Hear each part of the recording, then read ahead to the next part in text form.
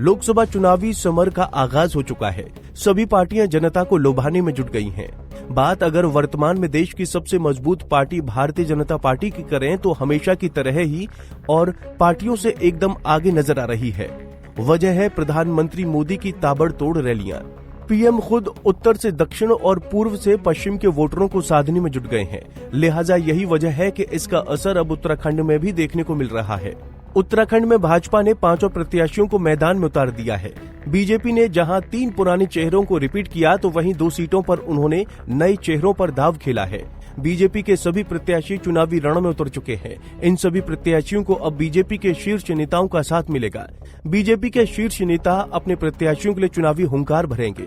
इसी को लेकर सोमवार को बीजेपी प्रदेश कार्यालय में लोकसभा चुनाव प्रबंधन की बैठक हुई, जहां नामांकन के साथ ही चुनाव प्रचार और बड़े नेताओं की रैलियों को लेकर चर्चा हुई। इस दौरान बीजेपी प्रदेश अध्यक्ष महेंद्र भट्ट ने कहा कि प्रत्याशियों के नामांकन के दिन तय कर दिए गए हैं, जिसका ऐलान जल्द किया जाएगा। साथ ही चुनाव प्रचार के तहत होने वाली पीएम मोदी और दूसरे बड़े नेताओं की रैलियों के लिए भी सभी लोकसभा क्षेत्रों से रिपोर्ट मांगी है, जो जल्द ही केंद्रीय नेतृत्व को भेजी जाएगी। देखिए, आज हमारी चुनाव प्रबंधन टोली की बैठक थी और बैठक में हमने 3-4 प्रकार के कार्यक्रम तय किए।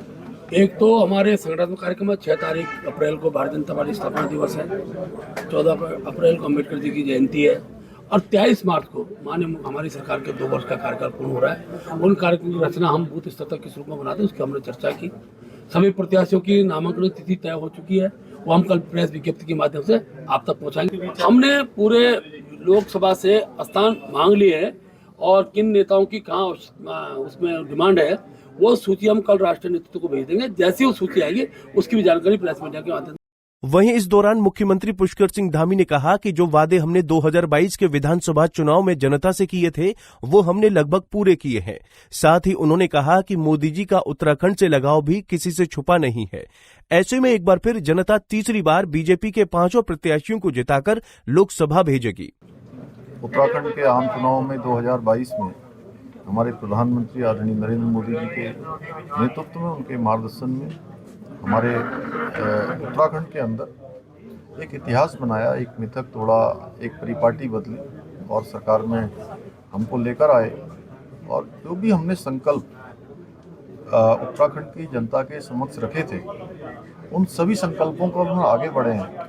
बहुत सारे संकल्प, बहुत सारे वायदे हमने पूरे किए हैं। डबल इंजन की सरकार तेजी से आगे जानती है। प्रधानमंत्री जी का जो उत्तराखंड से लगाव है, हर एक उत्तराखंड वासी जानता है कि वो उत्तराखंड से अत्यधिक प्रेम करते हैं उनका। और पिछले 2 चुनाव जो हुए हैं लोकसभा के, उनके नेतृत्व में, दोनों में उत्तराखंड की जनता ने 5 सीटें यहाँ से जिताकर भेजी हैं। तो इस चुनाव में भी 5 सीटें जिताएगी और साथ में बड़े मार्जिन।